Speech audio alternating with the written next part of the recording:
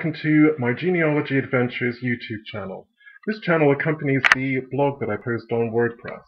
So some of the things I look forward to sharing with you are obviously my family's genealogy and my family's history, both on my mother's and my father's side of the family. I look forward to sharing tips and tricks about how to do genealogy, how to find family research, kind of records that you can use, documents that you should be looking at, even ways that you can use free kind of family history tools out there like familysearch.org to find out more about your family, distant family members from other branches of the family. They're all out there. They're all possible to find. So again, giving you tips and tricks about how to do that, how to get some insights into kind of how your ancestors lived, kind of figuring out ways to do some research to figure out the world that your ancestors lived in the way that they might have lived their lives.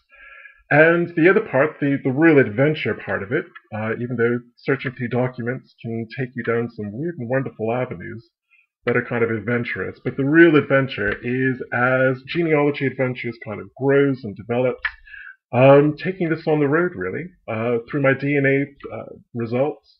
I've had extensive DNA testing done, both my X chromosome and my Y chromosome, which has connected me to peoples and cultures and tribes and places all over the globe, some of them kind of wild and mysterious.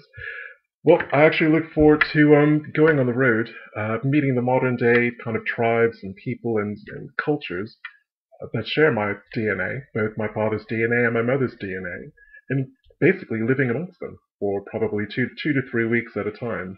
So kind of sharing those kind of experiences. And ideally what I really hope to achieve is to get anyone out there interested in their own family history, researching it, and possibly even creating trips to go abroad, kind of check out where your ancestors came from. I'll readily admit, I stumbled into family genealogy literally by accident. Many of you might recognize me or remember me from my 20-year plus stint in the music industry as a senior level executive. For those of you who haven't come across me or don't know who I am, then hopefully through the course of Genealogy Adventures, you'll get to find out more about me and kind of what motivates me and drives me and interests me. As I said, I fell into genealogy quite by accident. I was looking for some information about my dad and his business. Like anyone else, did a quick search on Google because I couldn't remember his business address. And then all of a sudden there's this guy with the same name as him, but in the 1880 census. Quick check, and there was my granddad. And more than that, it was my granddad's entire family. I mean, we had brothers and sisters, the names of who no one in my family had ever heard of before.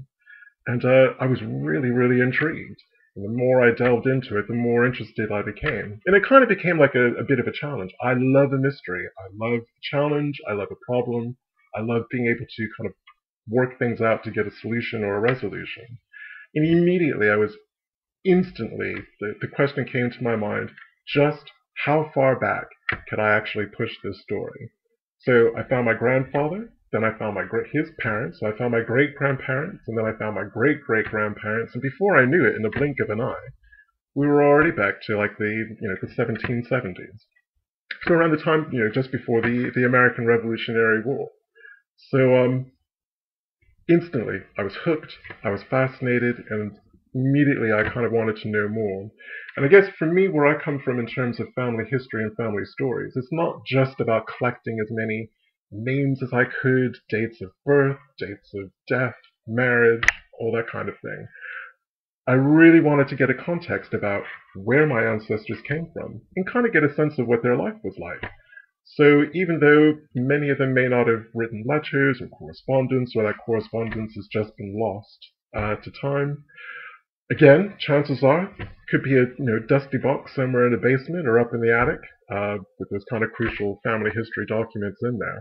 I don't have access to them, so I can't really say. What really frustrated me is being able to find these people, but not really being able to get a sense of what they were about, kind of what they fought for, what they might have believed in, kind of even what their day-to-day life might have been like. So again, that's prompted me to kind of go off and do a lot more research about the time period that they lived in, what was going on, kind of how that might have affected them, or kind of impacted on their lives. So again, that's been a really incredible journey to experience.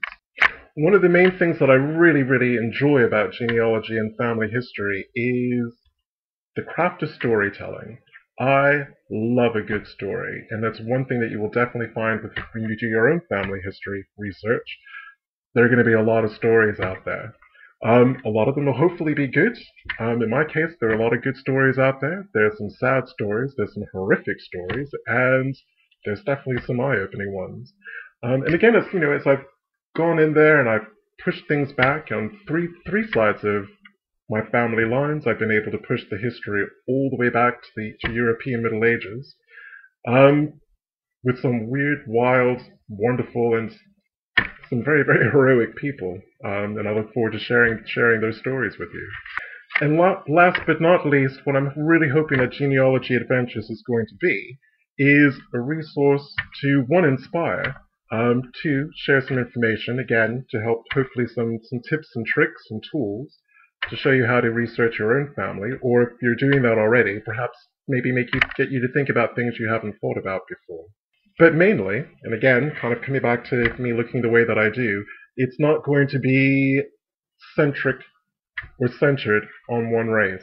So believe me, through the course of Genealogy Adventures, we'll be dealing with both the European side of my family and the non-European side of my family.